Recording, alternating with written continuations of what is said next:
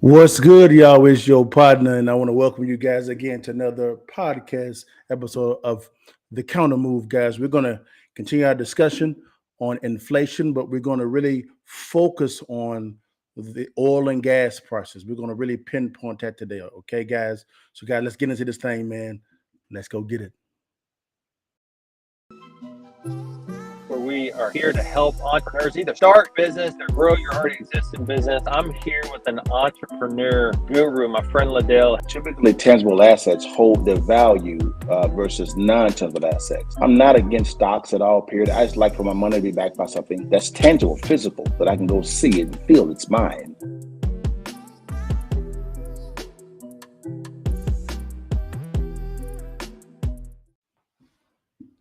What's good, y'all? It's your partner again. Welcome to the COUNTERMOVE, guys. And I thought it would be wise to continue our discussion on inflation, but I really wanted to pinpoint on the oil and gas situation.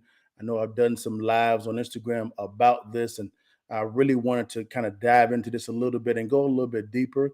And I want to begin this stream to say this is not a political type of episode at all. None of them are, but just specifically on this subject. The reason why I got to say that is because a lot of people take political sides here, okay? But I wanted to have an authentic discussion about what's going on with the oil and gas situation. And I think that we can jump right into this and get into this. This is the question that I want to begin unpacking. What's causing this high gas prices, okay? What's causing this? A lot of people have been feeling the pain at the pump for a long period of time.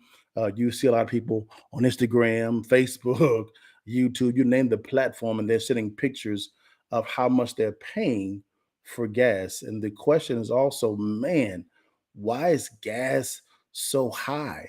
And a lot of the blame is placed on the current administration. And I wanted to kind of unpack the policies of what's been proposed here, so that we can kind of lean in and reason together and say, okay, this is most likely is what's causing this, but not so much to blame. It's more of, okay, let's begin to unpack and see what's really going on here. So I thought it would be wise for us to really kind of dive into candidate Biden. This is before President Biden actually became president. So what I want to do is I want to go on the campaign trail. What did candidate Biden actually say on the campaign trail?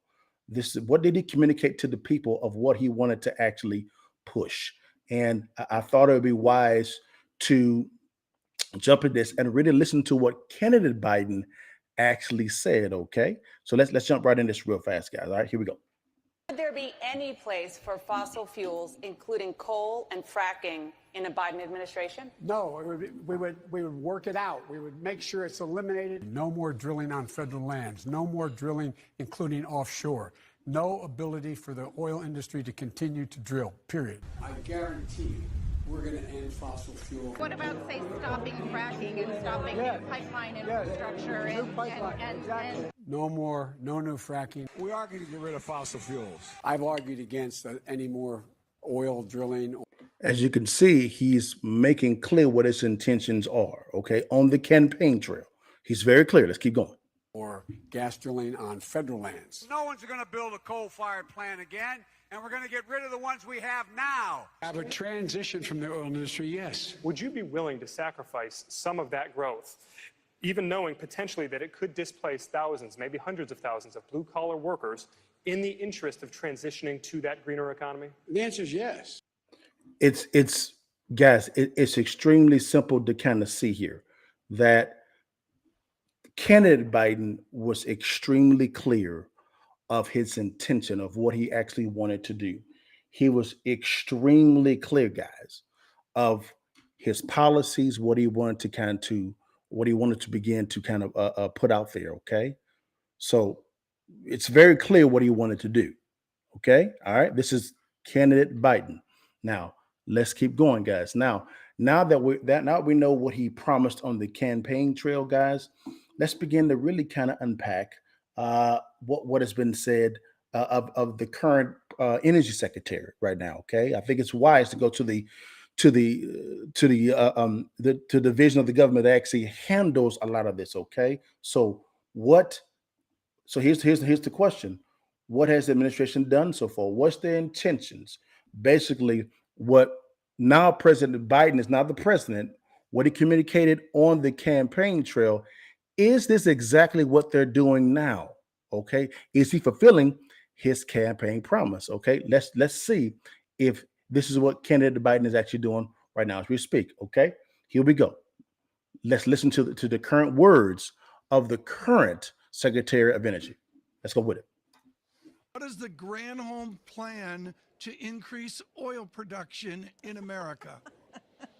Oh my God, that is hilarious. Would that I had the magic wand on this. As you know, of course, oil is a global market. It is controlled by a cartel. That cartel is called OPEC, and they made a decision yesterday that they were not going to increase beyond what they were already planning. So, you know, the interesting thing is, you know, the Department of Energy has an energy information agency, and that agency does the forecasting of what oil and gas prices are going to be. I want you guys to hear that clearly. She's talking about forecasting. Oil and gas is a forecasting type of industry, okay? It's a forecast, all right? They are forecasting or projecting what could come out of the ground. Let's keep going. As of right now, their forecast for the beginning of December is that on average, gasoline prices will be about $3.05 at the beginning of December. They will do an adjustment to that forecast in the next week or so, so we'll see if that holds. But clearly, the Biden administration is very concerned about the price at the pump and certainly the price in people's wallets for natural gas as well for this winter, including, I would say, I want you guys to begin to hear how this interviewer begins to ask pointed questions on the intention of the current administration. What is their intent when it comes to oil and gas? Propane and heating oil, particularly in the Northeast. What is the American solution? If they're the bad guys, Russia and OPEC at the global price of the market, we all understand the economics. Yep. What is the Biden plan to jumpstart energy production across America? Here's the Biden plan. I'm here at Glasgow. The Biden plan is to diversify and to make sure that we Diversify for what? Let's keep going. move in a direction of clean energy where we're not reliant upon cartels and we're not reliant upon geopolitical adversaries who may be creating choke points for our ability and our people to be able to access energy. So that's obviously a longer term strategy, and we will continue. This is why this is called a transition. Right. But I want you to hear that word, transition.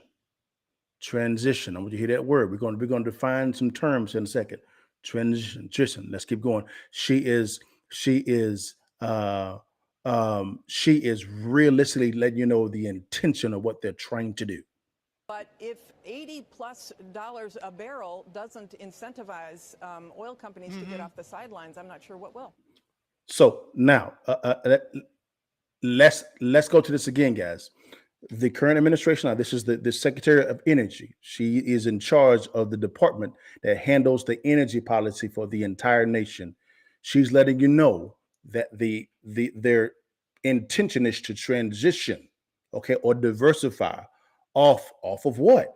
Well, let's continue the discussion, because she actually had another interview shortly afterward in November of 2021. Let's get right to it, guys. Let's get right to it. Again, we're going to look at what they're actually saying right now. Okay, here we go. Let's go right into it, guys. We are committed to 100% clean electricity by 2035, net zero by 2050, and cutting our carbon emissions in half by 2030, which is significant for our own commitments. But we also brought the methane pledge to the table, which is a significant reduction in the most potent of the greenhouse gases that is responsible for half of the global warming we're seeing. There are issues, whether it's on Article 6 or whether it's on coal, where there are some criticisms still. Is it just the case of that the battles that the administration thinks it can win domestically, it's brought Listen. to the table here, and there are just things that you can't get through the political system at home, and that's why you haven't gone further? Let's just say that it is clear that the Biden administration believes we have to move away from fossil fuels and coal. And Very simple. This is the Secretary of Energy saying that their intention is to move away from fossil fuels and coal. Okay. Now that's consistent with what President Biden actually said on the campaign trail, guys. So what he communicated on the campaign trail is exactly what his administration is communicating their intention to do. That's exactly what he's doing. It's really, really, really simple. All right, guys. Now, I thought it would be wise also, guys, for us to look at, okay, continue to answer this question. What has the administration been doing to further show their intention? Okay. Remember, candidate Biden was talking about they wanted to phase away or transition or get rid of, remove us off of fossil fuels. Okay. That's their intention. You've now heard the Secretary of Energy say that she's saying that that is an intention and that's what they're trying to get accomplished. So this is not a secret. Let's go to the show. Now, I'm a big proponent, guys, of I'm a big proponent of definitions, guys. Definitions. Let's go here. Boom. Here we go. Definitions. Now, what is fossil fuel? I don't want to talk to you like you're dumb at all, because you're not dumb. You're a very intelligent audience. But I'm a big principles and terms guy. Let's unpack what fossil fuels really is. Okay, fossil fuels is any of a class of hydrocarbon containing materials of biological origin occurring within the Earth's crust that can be used as a source of energy. Now, here we go. Fossil fuels include coal. Didn't the Secretary of Energy just say to transition from coal? Petroleum, natural gas, here's some more, oil shades, bitumens, tar sands, and the heavy oils. That's what fossil fuels are. That's what they are. It is a major source of our energy. That's what we depend on is fossil fuels to generate energy for the nation. Well, the president, candidate Biden, communicated this on the campaign trail that his intention is to phase us off. And now you actually have the Secretary of Energy saying that the goal is to phase us or transition us off of this main source. Okay. Now let's go to transition. Guys, what does transition mean? Again, terms are pivotal. Okay. Terms. Transition is a change or shift from one state, subject, place, etc., to another. That is transition, is to transition completely away. That's what that means. So when they are saying that they want to transition completely away from fossil fuels, they ain't lying. Listen to the terms that they're using, okay? Now, this is consistent with what candidate Biden said on the campaign trail. So it's accurate to see that he's actually fulfilling his campaign promises. I got to keep it 1,000 with the President Biden. What he said on the campaign trail is exactly what he's doing now as the current chief executive of our nation. It's extremely simple, guys. Let's keep going, guys. All right. Now, what has he done so far from a legislative standpoint? Okay. Now let's go to it. Now, this is on. Pay attention to these. Let me make it bigger for you guys. Let me make it bigger for you guys. Hold on. I want y'all to see what's going on. Okay. All right. This is on January the 22nd, 2021. That is 2 days after he is sworn in as president. 2 days. What did he do? Biden halts oil and gas leases, permits on U.S. land and water. This is consistent with what he actually communicated on the campaign trail. We just saw it come out of his mouth. Let's read a little bit to it. The Biden administration announced Thursday a 60-day suspension on new oil and gas leasing and drilling permits for U.S. land and waters. This is on ABC News. Okay, let's keep going. Now, this is the Center for Strategic and International Studies.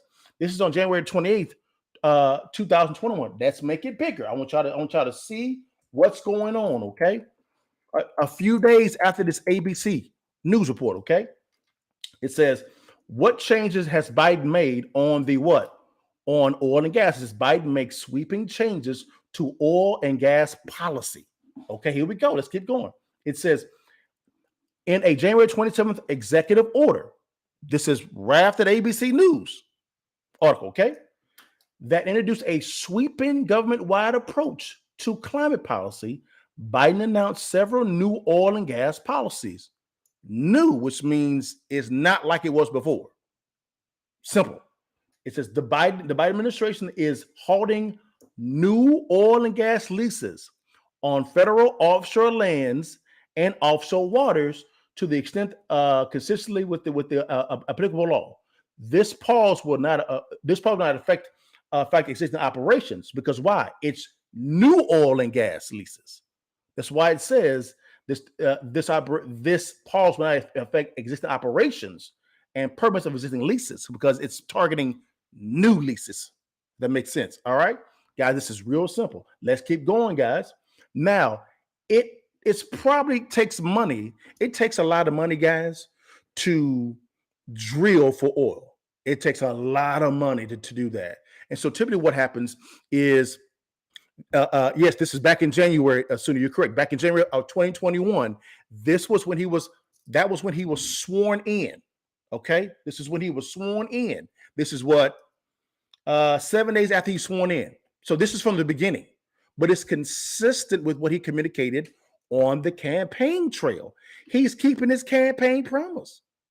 This is what he communicated, guys. All right. So now it takes a lot of money to do oil and gas drilling and pumping and moving that substance around. So just like when I buy real estate, what I do is I go out and borrow the debt. I borrow the debt to go buy real estate. I use other people's money. That's called leverage. That same principle of practice is implemented in the oil and gas industry. Now watch what happens here, guys. Boom. This is off Bloomberg. Let's make it bigger. We got to make it bigger so you can see what's going down, okay? You see what's going on. This is on Bloomberg. Got Bloomberg. This is on, let's get the date. December 16, 2021. Okay. Wall Street banks facing new pressure to cut fossil fuel financing. Now, what's happening is they're going after the financing, which targets the existing and new operations. That makes some sense. So now Wall Street is not getting pressured on this now. That's what's going on now. This is consistent with what candidate Biden actually communicated on the campaign trail. He's keeping his campaign promise. This is what he said on the trail, guys. It's real simple. Let's keep it going, guys. Okay, let's go to CNN. Okay, let's go to CNN. Let's make it bigger. Let's make it bigger. This is February 21st, 2022. Okay, Biden administration freezes new oil and gas drilling leases after court rules against key climate tool. Let's read a little further. The Biden administration has once again put a pause on new leases. And again, it says once again. That means again. Once again, put a pause on new leases and permits for federal oil and gas drilling after judge blocks the Biden administration. All right, guys, this is in February 21st of 2022. This year, guys. Again, consistent with what he spoke about on the campaign trail, guys. Let's keep it rocking, guys. We're cooking a little bit. All right, now let's make it bigger. Let's make it bigger. You can see what's going down. All right, Biden. This is AP on Yahoo News. AP. What's the date? May 12th, 2022. It's right there, guys. Right there. It says Biden cancels offshore oil leases sales in Gulf Coast and Alaska. Now what's happening is he's going into those more rich areas, the Gulf Coast and Alaska. He's going there now. Again, this is what he communicated on the campaign trail, guys. Why people surprised? He's really keeping his campaign promise. Let's keep it rocking. We almost done, y'all. We almost done. Then what happens here, guys, is now what happens is in May of this year, you have the Wall Street Journal saying the exact same thing. Biden seeks to block a new offshore drilling in Atlantic Pacific. He's doing the exact same thing, guys. The exact same thing. Let's keep it moving, guys. All right, keep it moving. Biden administration. This is the LA Times, guys. This is LA Times, guys. LA Times. This is July 20th, 2022, guys. It's simple. It says Biden announces executive action on climate amid pressure to declare emergency. Now, wait a minute. What was happening is that you saw there was a little bit of resistance going on when it comes to the agenda that the administration wanted to push. You even saw some commentators who were interviewed the Secretary of Energy on both of those type of interviews as well. They were getting some kind of resistance in the courts, so to speak, so they would implement something and then they would get sued, which is normal when it comes to government operations. Now what's happening is now Biden announced executive order on climate amid pressure to declare emergency. So now what's happening is his administration is shifting a little bit to say, okay, now he may want to do an emergency, guys. Guys, I'm not surprised at all. This is what he would actually do. Here's what Forbes said. This is Forbes, guys. Let's make it bigger for you. All right. This is Forbes, guys. Forbes says Biden under pressure to restrict oil exports for all the wrong reasons. Now they are not agreeing with this policy change. Okay, that's fine. It says he's already restricted imports of crude oil on his first day in office when he canceled the Keystone XL pipeline project with a stroke of the presidential pen. Okay. Many are now pressuring President Joe Biden to use a declaration of climate emergency. Okay, now he's going to EOs now, more EOs, okay, to similarly restrict U.S. crude oil exports with another executive order. And so, again, he is consistent with what he communicated on the campaign trail. I know I sound like a broken record, but it is what it is, guys. Real talk. Now, guys, this right here, what I'm going to show you guys actually kind of shocked me here. Okay, this right here shocked me as well. Now, what President Biden is doing now is this here is, let me go back here. I want to bring in Dan Bongino. He talked about this climate emergency, which is what this has recently come up in the news. Okay, it's recently come up in the news. I want you to see exactly what's going on here. All right. There we go. I want you guys to listen to what Dan Bongino is saying about the recent climate emergency. Listen to this specifically, then I'm going to show you the article. Here we go. Here's what it would do, this climate emergency. Here's what they're talking about. They're talking about dumping existing oil and gas leases. Again, now the focal point is on existing oil and gas leases, not new. Initially, it was new oil and gas leases. Now it's existing oil and gas leases. Let's keep going. Not future ones that haven't happened yet. Canceling leases that haven't been. They're talking about canceling existing leases here from the Journal.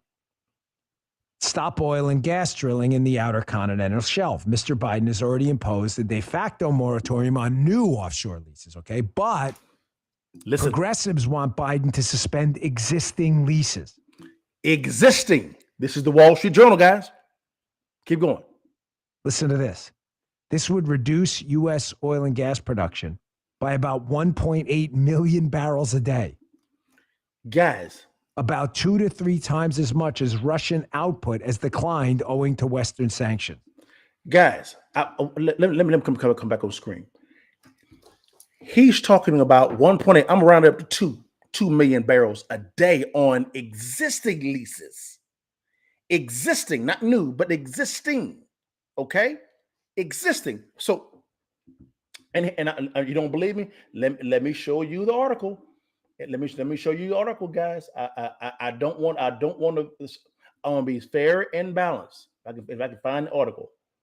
If I can find the article. Can I find the article on Wall Street? Nope, don't got it. It's all good. It's all good, guys.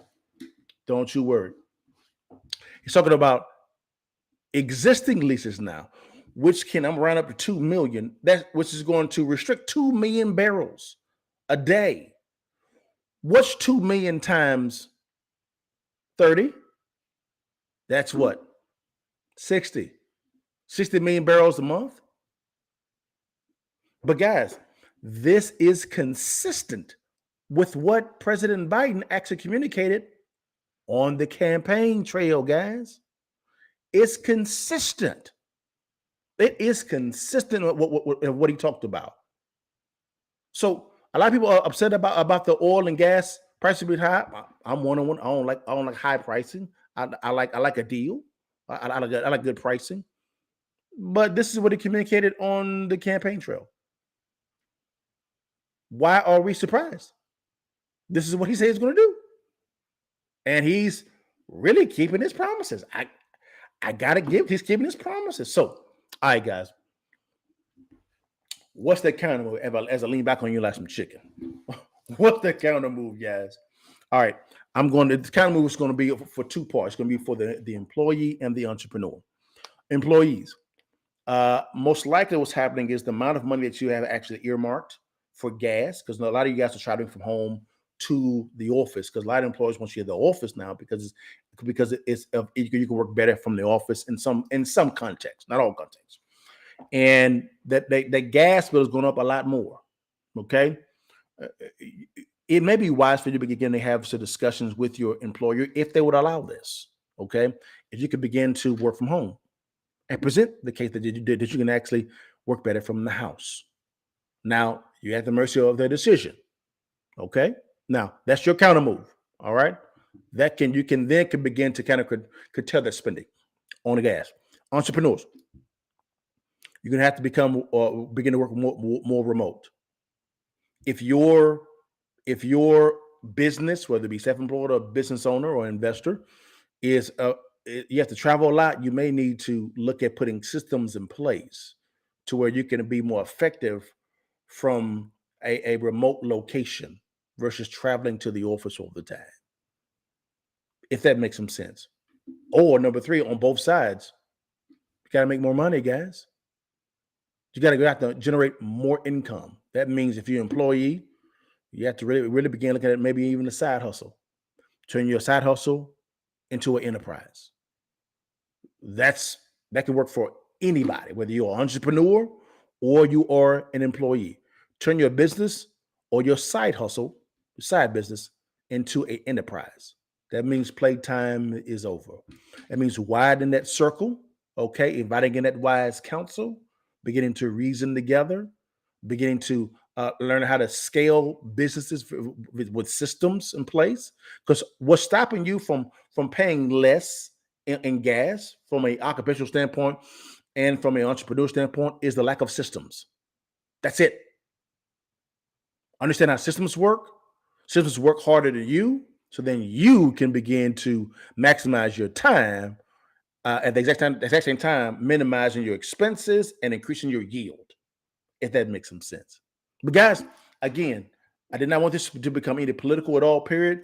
On the next kind of move, I'm going to invite in a expert, an oil and gas expert.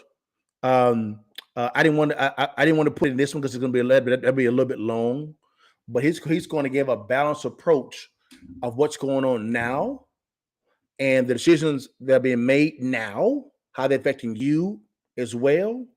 And also, can you really transition from fossil fuels to oil to green energy? We're going to find what green energy is too. And do we even have an infrastructure to even get that accomplished? We got to answer new questions, y'all, man. All right, y'all. Hey, man, thank you so much for your time. God bless you guys, man. And hey, Guess what? Let's lean in together. Let's reason together, guys, and let's begin to grow our financial IQ so we can grow that bottom line too. Highlight your partner and take that picture. Peace. Guys, this view here is the city of Memphis. Fun fact, this entire city and cities across the world have been built on credit, borrowed money. This is the power of leverage combined with financial stewardship, a high financial IQ.